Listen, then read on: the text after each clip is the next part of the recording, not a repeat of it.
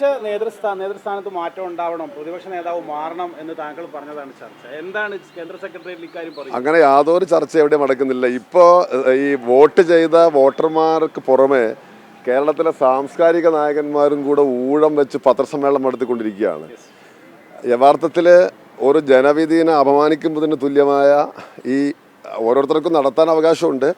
പക്ഷേ പക്ഷം പിടിച്ചുകൊണ്ട് ഒരു സാംസ്കാരിക ലോകം പോലും ഇങ്ങനെ ദുരുപയോഗപ്പെടുത്തുകൊണ്ട് സോഷ്യൽ മീഡിയനെ അങ്ങേയറ്റം വൾഗറൈസ് ചെയ്തുകൊണ്ട് ഒരു ജനവിധിയെ അപമാനിക്കുന്ന, അതായത് കഴിഞ്ഞ ഏപ്രിൽ മാസം നടന്ന വോട്ടെടുപ്പിനെ അപമാനിക്കുന്ന തരത്തിലുള്ള ഒരു ക്യാമ്പയിനാണ് നടത്തിക്കൊണ്ടിരിക്കുന്നത്. ഉറങ്ങാൻ കള്ള് വേറെ കുടിക്കണമെന്ന് മലബാർ പറഞ്ഞ ശൈലി പോലെ മുഖ്യമന്ത്രിയെ തിരഞ്ഞെടുക്കാൻ വീണ്ടും ഒരു മുന്നണി ഒഴിയുന്നതിനിടയിലാണ് ഒരു അനാവശ്യ വിവാദം ഉണ്ടാകുന്നത്.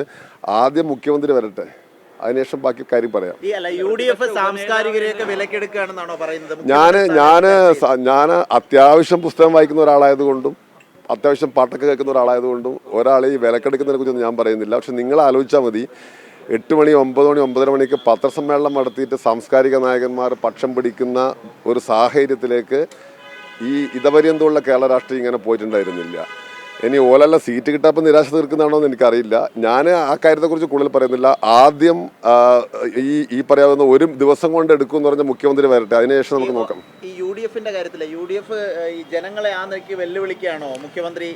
അല്ല, ഞാനിപ്പോൾ കാരണം ഒന്നാമത്തെ കാര്യം എന്ന് പറഞ്ഞാൽ അവരിപ്പോൾ ഫ്ലക്സ് കീറുന്ന തിരക്കിലും പ്രകടനം നടക്കുന്ന തരത്തിലൊക്കെയാണ്. അപ്പോൾ അതിനുശേഷമല്ലേ ഞാനിപ്പോൾ വെല്ലുവിളിനെ കുറിച്ച് ഇപ്പോൾ ആദ്യം കുറേ ഫ്ലക്സൊക്കെ കീറാനുണ്ട്, കുറേ പ്രകടനം നടത്താനുണ്ട്. ഇന്നലെ കുറേ പ്രകടനം നടന്നു, ഇനി നടക്കട്ടെ, അതിനുശേഷം ഞാൻ പറയാം അതിനെക്കുറിച്ചിട്ട്. ഞങ്ങൾക്കിപ്പോൾ എന്തായാലും ഇതാണിപ്പോൾ ആകാംക്ഷയോട് ആളുകൾ കാത്തിരിക്കുന്നത്.